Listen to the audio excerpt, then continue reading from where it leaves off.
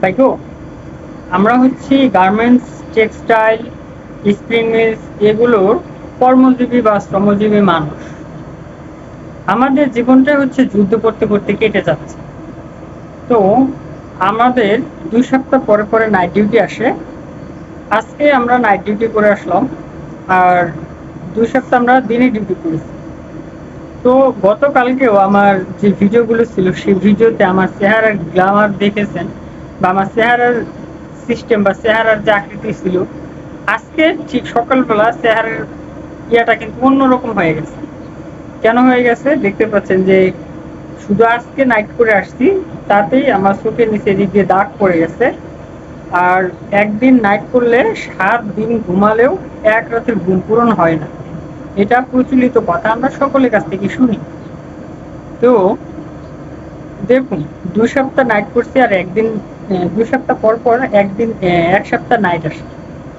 তো আজকে নাইট করে বের হলাম, আর আজকে একদিন নাইট করাতে শরীর এতটা পরিমাণ দুর্বল হয়ে গেছে যে বলার বাইরে। আমরা যারা টেক্সটাইলে জব করি, অনেকের দেখে যে শরীরে বসতে নেই বা স্বাস্থ্য নেই। কেন নেই জানেন? টেক্সটাইলে শিফটি ডিউটি চলে। তো এই শিফটি ডিউটি করলে আপনার সঠিক মতো খাওয়া দাওয়া হয় না, আর দ্বিতীয় বিষয় হচ্ছে ঘুম হয় না। যে এখন বাসায় আসছি, গোসল করছি, করার পর এখন একটু ঘুমাতে যাব বা ঘুমাবো, একটু পরে কারেন্ট চলে যাবে। তো কারেন্ট চলে গেলে কিন্তু ঘুম হয় না। তো এই যে বিভিন্ন বিষয় নিয়ে কিন্তু আমরা যারা টেক্সটাইলে জব করি তাদের শরীরে স্বাস্থ্য হয় না।